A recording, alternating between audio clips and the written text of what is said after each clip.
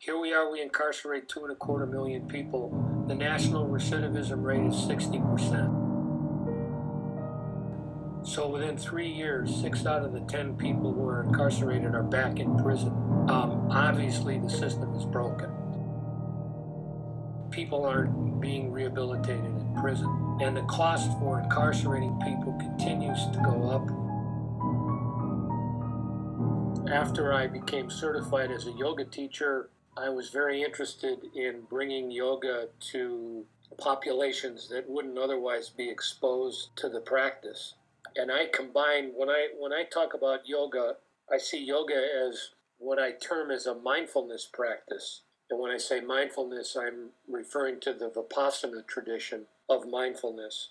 Some people would say that you work in a quite dangerous environment. You put yourself into a room with men that might be committed crimes serious as murder. Have you ever Yes. felt threatened or... That's where it helps to be trained in violence prevention. I mean, in terms of anger and things like that, I pretty much expect some of that. A prisoner pretty much can't just express their anger without getting into trouble with custody. But I would say overall, I'm not terribly concerned. In the beginning, it was more of an issue because I'd say the first couple of years I was getting the program established. There was a lot of misconception about what yoga was all about.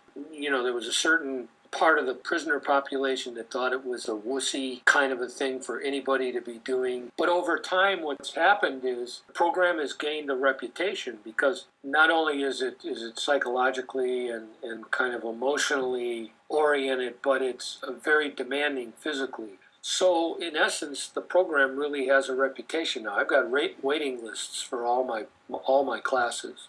Some people would say prisoners should be punished or should be working instead of practicing yoga, that yoga is a privilege. What would you say for these people? Well, I would say to them, if you're going to send people to prison and you're going to lock them up and they're going to return to the community, how do you want them to be when they return to the community? You want them to be as messed up as they were when they went in? If you don't provide people with rehabilitative programs, the prison experience is only going to exacerbate the problem. And then expect them to return to society and not continue to commit offenses. Politicians talk about being tough on crime, lock them down 23 hours a day. And basically these guys say, oh, we know how to do that. I mean, convict code, we know how to tough it out. We know how to do that. We know how to get hard and so on and so forth.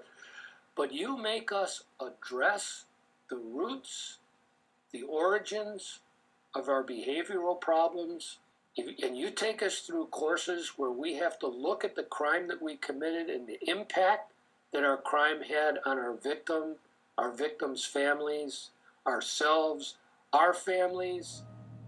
That's tough on crime. That is really tough on crime.